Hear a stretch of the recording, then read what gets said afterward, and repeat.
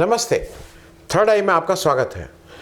एक गंभीर विषय है क्योंकि देश में जो कुछ हो रहा है, विदेश में जो कुछ हो रहा है, उसको देख के मुझे कभी कभी लोकतंत्र को लेके थोड़ा मन में संशय होता है कि ये कितना हमारा लोकतंत्र सुरक्षित है, संविधान कितना सुरक्षित है।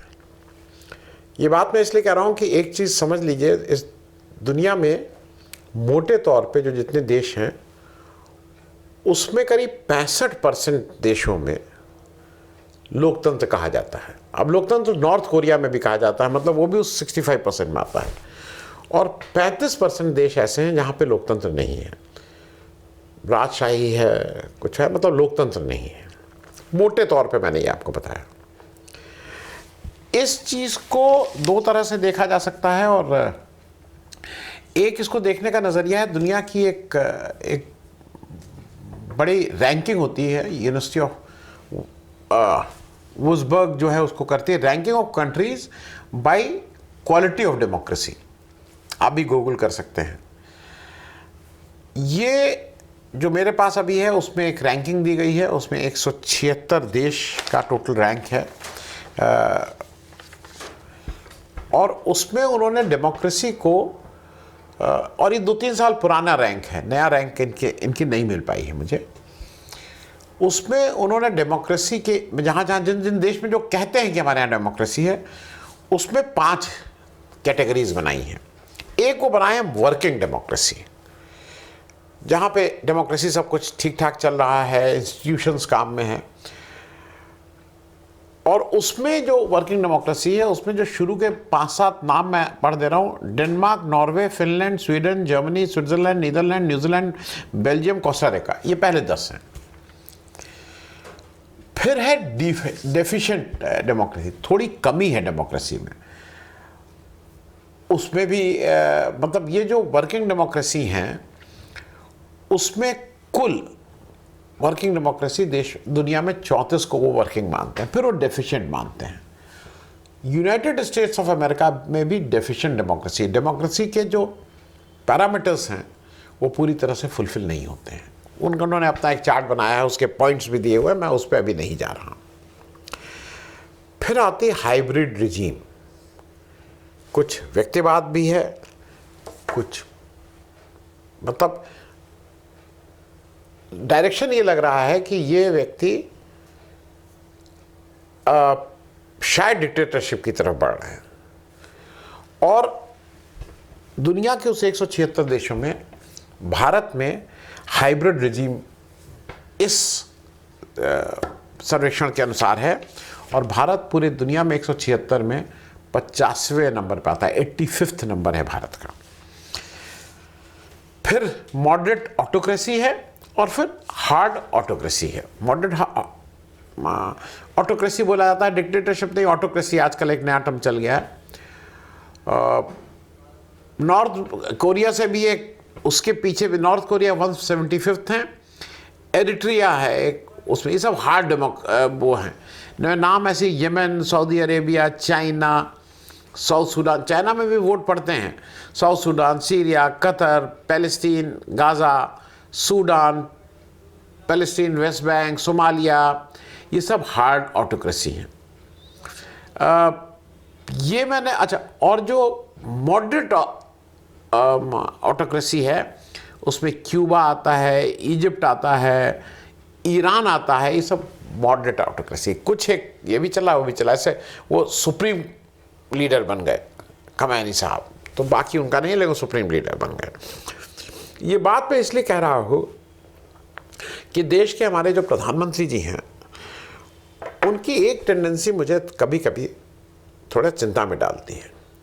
मोदी जी को बहुत ज़्यादा शौक है फौज के कपड़े पहनने का। आप अगर देखिए तो फौज के कपड़ों में मैं कुछ फ़ोटो दिखा रहा हूँ, इसके अलावा मतलब सैकड़ों नहीं हज़ारों मिल जाएंगे। वो फ़ौज के कपड़े पहन के फ़ौज की तरह से देखना, फ़ौज की तरह वो करना, ये उनका एक शौक़ है।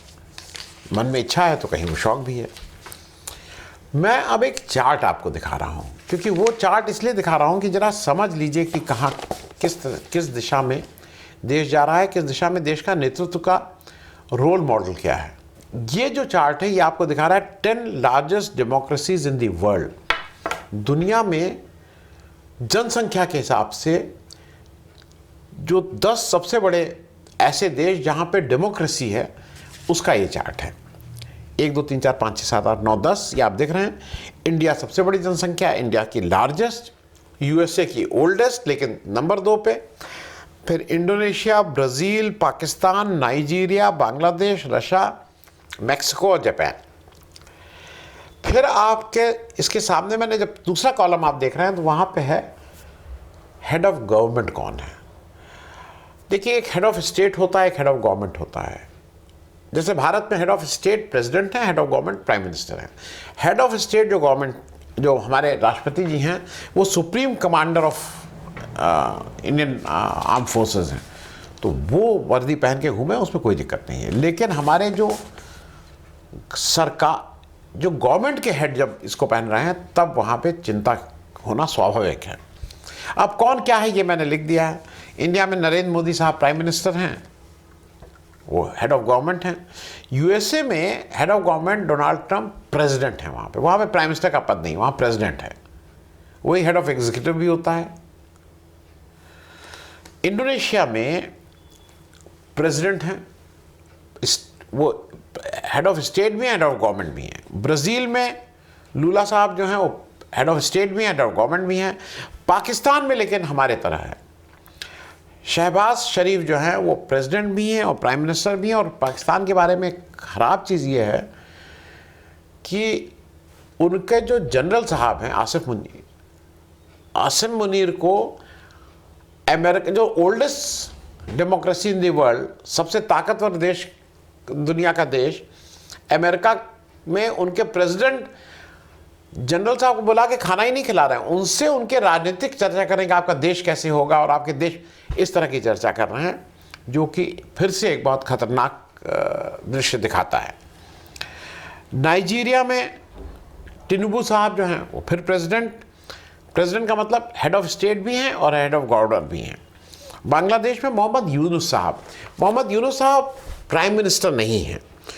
उनको जब शेख हसीना जी वहाँ से भागी हैं, वो लास्ट प्राइम मिनिस्टर थी, उसके बाद मोहम्मद यूनुस साहब को चीफ एडवाइज़र के पद पे हैं, लेकिन मोर और less working as a prime minister, इसलिए उनके बारे में आप अपना ड्रॉ कर सकते हैं। रशिया, अब रशिया एक इंटरेस्टिंग केस है।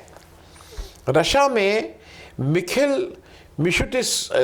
मिशुस्तिन जो हैं ये प्राइम मिनिस्टर हैं, लेकिन रशिया के बारे में समझ लीजिए रशिया की सारी ताकत पुतिन साहब के पास है।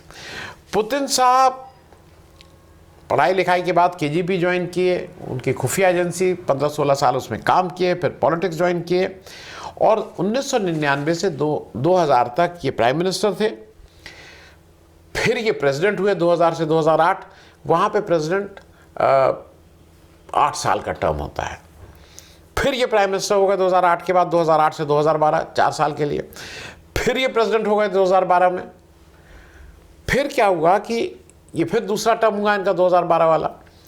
तो 2020 में जब ये टर्म खत्म हो रहा था, वहाँ 2 साल से ज़्यादा कोई प्रेसिडेंट नहीं रह सकता, 2 टर्म मैक्सिमम हो सकता है। तो पुतिन जी ने जुलाई 2020 में एक कॉन्स्टिट्यूशन को अमेंडमेंट कर दिया, खुद ही मालिक, और कहा कि पुतिन जी 2 टर्म और रह सकते हैं। तो मतलब 2020 से 2 टर्म और, मतलब 8-8-16 2036 तक वो प्रेसिडेंट रह सकते हैं। और सिर्फ इसको उनकी जो सो कॉल्ड पार्लियामेंट है उससे ही नहीं पास कराया, इस पे उन्होंने एक नेशनल रेफरेंडम कराया। किसकी हिम्मत, नेशनल रेफरेंडम, पूरे देश ने कहा कि हाँ ये बिल्कुल अच्छी बात है। तो अब ये 2036 तक ये प्रेसिडेंट हैं। ये डिक्टेटर लोगों की सारी टेंडेंसी है। ये मैं बात इसलिए बता रहा हूँ कि अब जरा आप आ जाइए मुख्य बात पे, जो मैं आपसे चाह रहा था कि जरा उसको आप देख लीजिए। अब मैं आपको एक चीज़ लगा रहा हूँ, और ये क्योंकि मोदी जी इतना ये सारे लीडर्स को अगर आप देखेंगे तो इन लीडर्स में मुझे बहुत ढूंढने से एक डोनाल्ड ट्रंप, जब उनको मिलिट्री स्कूल में उनके पिताजी ने दाखिल कराया था पढ़ाई के लिए, उस समय की एक फ़ोटो उनको मिलिट्री यूनिफॉर्म की मुझे मिलती है, केवल एक फ़ोटो। और उसके अलावा और एक फोटो मुझे ये प्रभु सुबांतो हैं, ये जो इंडोनेशिया वाले हैं, ये जनरल भी हुए थे, ये मतलब अपने देश के जनरल के पद पे थे, तो ये 4 स्टार जनरल थे एक्चुअल, उससे हो गए पॉलिटिक्स में और आप यहाँ आए। तो इन 2 लोगों की आपको फोटो तो मिल जाएगी। पुतिन की photo when he was KGB, उस समय की कुछ फोटो इनको आर्मी के ड्रेस में मिलती है, अदरवाइज इनमें से किसी की भी फोटो आपको आर्मी के ड्रेस में नहीं मिलेगी। मोदी जी की लेकिन मिलती है। अब जरा ये भी देख लीजिए कि भारत का जो कोड है, dress code of Indian army, ये मैंने ग्रॉक में डाला, निकाला, उसका मैं वो लगा दे रहा हूँ, आप खुद देख लीजिएगा। वो कहता है the Indian army dress code is govern by strict regulation with uniform wearing based on rank, occasion and operational requirement. Below is an overview of the key dress code based on official guidelines and available information. कौन पहन सकता है, कैसे पहन सकता है, कब पहनना है, क्या है। Ceremonial uniform, dress number 1 winter वो ऑफिसर JCO ये क्या पहनेंगे, ड्रेस नंबर 2 समर बताया, मेस ड्रेस बताया, कॉम्बैट यूनिफॉर्म लड़ाई वाली जो यूनिफॉर्म होती है, dress number 4 field uniform, variation बताया, वर्किंग ड्रेस बताया, अदर यूनिफॉर्म्स बताया, की फीचर्स बताए। अब आप आ जाइए, ये मैं सिर्फ इसलिए आपको लगा दे रहा हूँ कि आपको लगे कि ये सारा कुछ आप खुद गूगल करके देखिए। ड्रेस कोड का रेगुलेशन समझ लीजिए, ग्रूमिंग स्टैंडर्ड कैसे होगा, अकेजन कैसे होगा, ये सारी चीज़ें उन्होंने बताई है। अब जो इंपॉर्टेंट है, जहाँ पे मैं कह रहा हूँ लीगल रिस्ट्रिक्शंस, ये ध्यान वाली चीज़ है और इसको मैं चाहूँगा कि इसको हम पढ़ें और आप इसको समझें। Indian penal code IPC section 140, wearing the garb of or carrying any token use by soldiers with the intent to impersonate a soldier is punishable with imprisonment up to 3 months, a fine or both.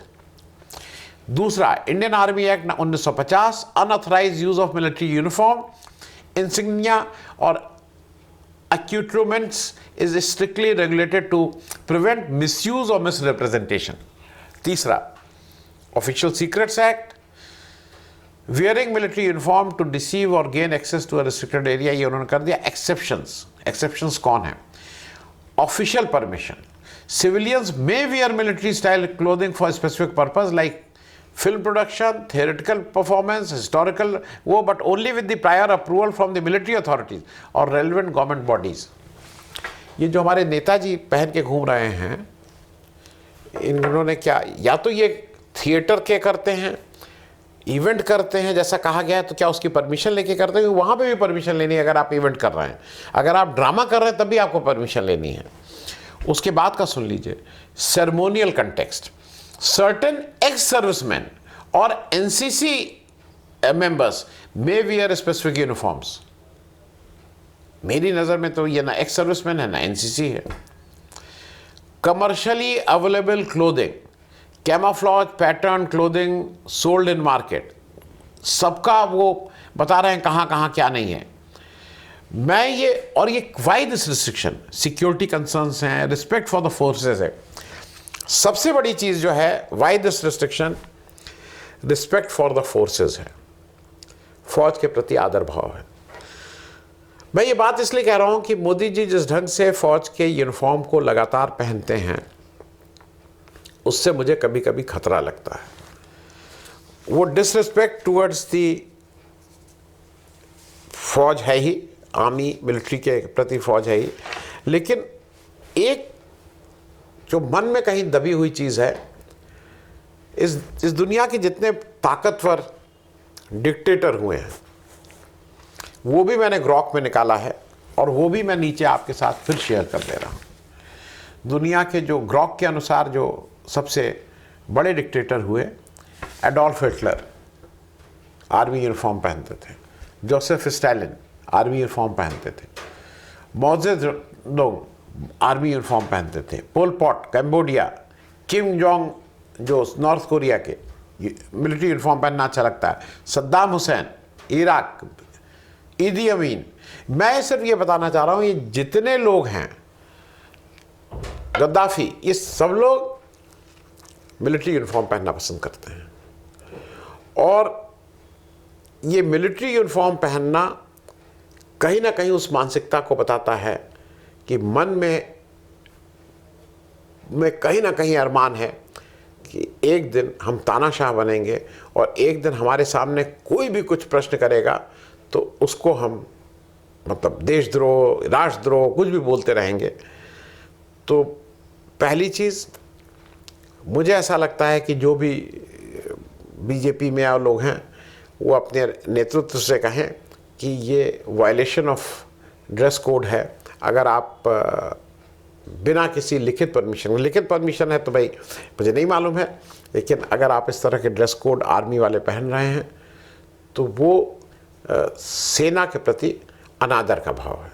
और उम्मीद है कि आगे से अब सेना का आपके मन में जो भी इच्छा हो, लेकिन आपके मन में हो सकता है बहुत ही अच्छे विचार हों, लेकिन आर्मी की ड्रेस पहनना छोड़ दीजिए, क्योंकि उससे मैसेजिंग आप कुछ और कर देते हैं।